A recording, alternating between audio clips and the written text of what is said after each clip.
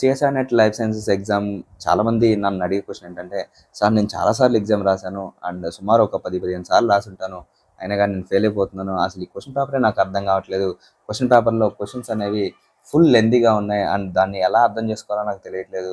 And ఎన్ని సార్లు రాసినా గానీ నాకు తక్కువ మార్కులు వస్తున్నాయి. అండ్ నేను ఎన్ని సార్లు రాసినా గానీ ఒక 60% నుంచి 70% వస్తాయి గానీ, ఆ తర్వాత పైన పర్సెంట్ అనేది నేను చేయలేకపోతున్నాను, సాధించలేకపోతున్నాను అనేసి చాలామంది అనుకుంటా ఉంటారు.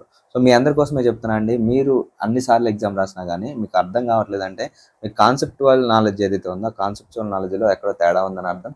అండ్ రెండోది ఏంటంటే, మీరు సరిగ్గా ప్రాక్టీస్ చేయట్లేదు. అండ్ మీరు చదివే బుక్ అనేది ప్రాపర్‌గా లేదు. అండ్ చదివినా గానీ మీరు ప్రాపర్‌గా చదవట్లేదని అర్థం అనమాట. సో, మీ యొక్క మిస్టేక్స్ మీ దగ్గరే కనిపిస్తా ఉన్నాయి. అటువంటి మిస్టేక్స్‌ని సరి చేసుకోండి. అండ్ ఆ మిస్టేక్స్‌ని మనం ఏ విధంగా సరి చేసుకోవాలనేది మీకు కూడా తెలుసు. ఎక్కువగా కష్టపడండి.